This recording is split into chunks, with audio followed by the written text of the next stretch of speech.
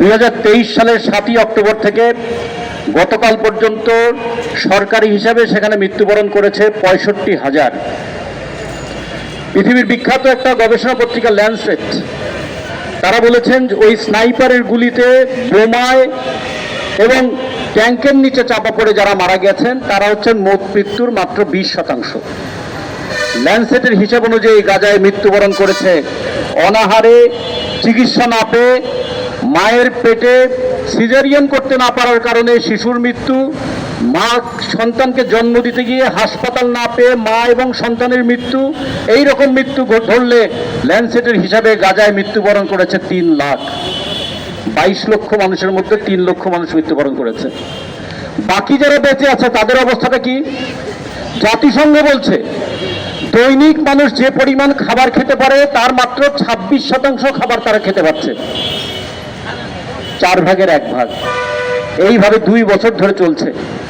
মা দেখছে গুলি খেয়ে সন্তানের মৃত্যু, বুকের মধ্যে জড়িয়ে থাকা সন্তান, তার বুক ভেসে গেছে সন্তানের রক্তে। সেই মা চোখ মুছতে মুছতে নিজের কাপড় দিয়ে সন্তানকে যেমন দাফন করছে, সেই কষ্টের চাইতেও বড় কষ্ট মা যখন দেখছে একটা সন্তান তার কোলে তিলে তিলে মরে যাচ্ছে, এক ফোঁটা পানি দিতে পারছে না, একটু খাবার দিতে পারছে না। ওই মা বলে আমাদের চারদিকে সমস্ত দরজা বন্ধ, আমাদের শুধু একটা জায়গা খোলা ছিল, সেটা আকাশ।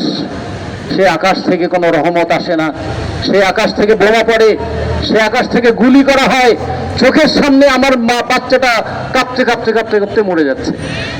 এইরকম মায়েদের মৃত্যু ঘটছে সেখানে, সন্তানদের মৃত্যু ঘটছে সেখানে। 3 লক্ষ মানুষ যদি 22 লক্ষের মধ্যে মরে, বাংলাদেশে সেই হিসাবে হিসাব করুন তো দেখি। বাংলাদেশে যদি 2 কোটি মানুষকে হত্যা করা হয়, বাংলাদেশের অবস্থাটা কি হবে? এই গাজায় মৃতদেহ দাফন করার জায়গা নেই। সেই গাজার পাশে গোটা পৃথিবীর মানবাধিকার কর্মীরা দাঁড়িয়েছে। দুটো জিনিস এখানে খেয়াল রাখবেন, কোনো মুসলমান রাষ্ট্র দাঁড়ায় নাই, সৌদি আরব দাঁড়ায় নাই, কুয়েত দাঁড়ায় নাই, কাতার দাঁড়ায় নাই। 8টা মুসলমান রাষ্ট্র ট্রাম্পের 20 দফাকে সমর্থন করেছে। দাঁড়িয়েছে কারা? ইউরোপের মানবাধিকার কর্মীরা। এমনকি বাংলাদেশের একজন মানবাধিকার কর্মীও সেখানে যুক্ত হয়েছেন।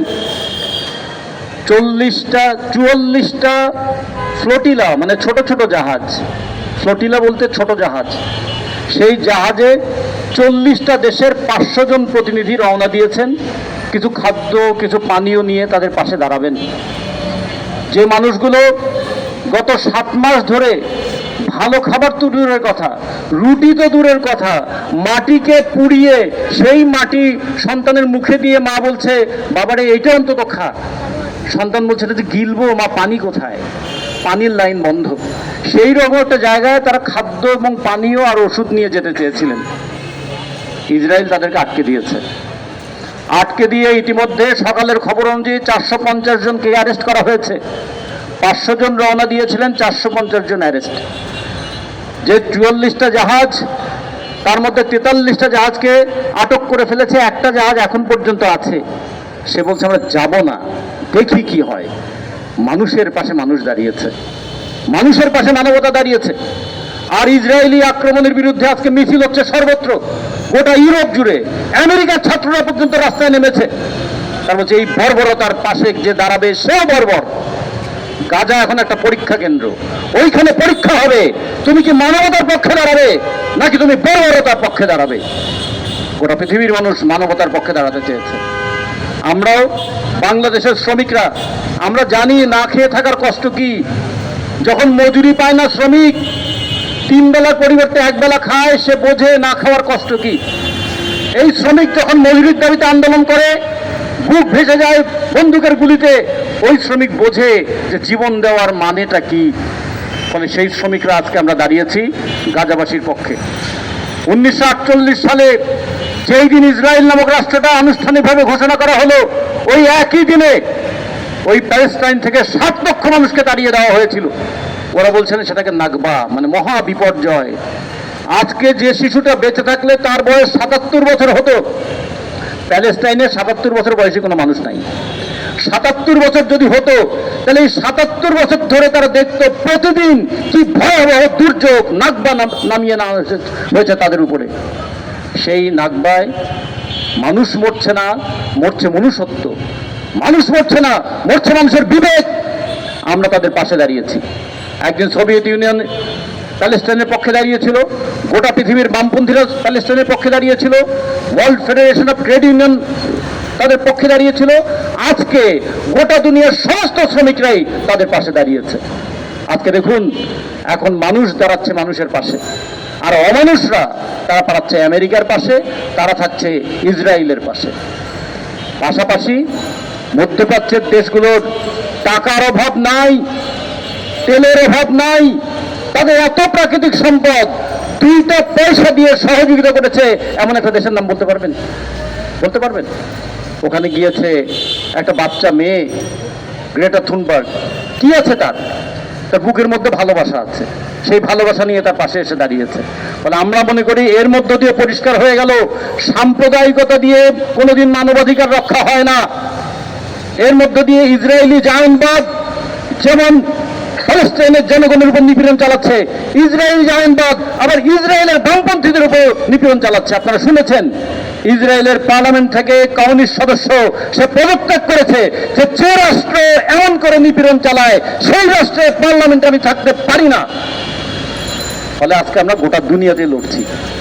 আজকে আমরা লড়ছি মানবতার পক্ষে। বাংলাদেশ থেকেও আমরা লড়ছি। আমরা বাংলাদেশের শ্রমজীবী মানুষের পক্ষ থেকে গোটা দুনিয়ার শ্রমজীবী মানুষের সঙ্গে একাত্মতা ঘোষণা করেছি। আমরা ঘোষণা করেছি সলিডারিটি উইথ গাজা, আর আমরা সলিডারিটি উইথ ফ্লোটিলা। যারা যাচ্ছেন এত সাহস নিয়ে ঝড় অতিক্রম করে সমুদ্রের মধ্যে ভাসতে ভাসতে ছোট্ট ছোট্ট জাহাজগুলো যাচ্ছে, ওখানে জল কামান দিয়ে তাদেরকে ভিজিয়ে দেওয়া হচ্ছে। একদিকে ঝড় আর একদিকে পানিতে ভিজে ঠান্ডায় এই কাঁপতে কাঁপতে ওই মানুষগুলো যাচ্ছে যে গাজার পাশে গিয়ে দাঁড়াবেন, গাজার মানুষের পাশে গিয়ে দাঁড়াবেন। আমরা যদি তাদের পাশে না দাঁড়াই, আমরা মানুষ হিসেবে নিজেদেরকে পরিচিত হতে দিতে পারি না। ফলে যদি মনুষ্যত্বের দাবি নিয়ে দাঁড়াই, আজকে গাজাবাসীর পক্ষে দাঁড়াতে হবে। মনুষ্যত্বের দাবি নিয়ে যদি দাঁড়াই, তাহলে ফ্লোটিলায় যারা দিয়েছেন তাদের পাশে দাঁড়াতে হবে। মনুষ্যত্বের মর্যাদা যদি রক্ষা করতে হয়, মার্কিন সাম্রাজ্যবাদ, ওই ইসরায়েলি জায়নবাদ, তাদের বিরুদ্ধে আমাদের লড়াই করতে হবে। এবং আজকে শ্রমজীবী মানুষ সেই মনুষ্যত্বের দাবি নিয়ে লড়াই করছে।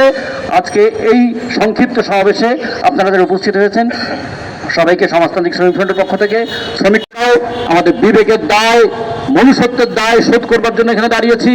আমরা আহ্বান জানাবো গোটা দুনিয়ার শ্রমজীবী মানুষের পক্ষ থেকে, আমরা একটা সলিডারিটি মেসেজ যেমন পাঠাবো, একটা সলিডারিটি অ্যাক্টিভিটিজও আমরা যেন করতে পারি।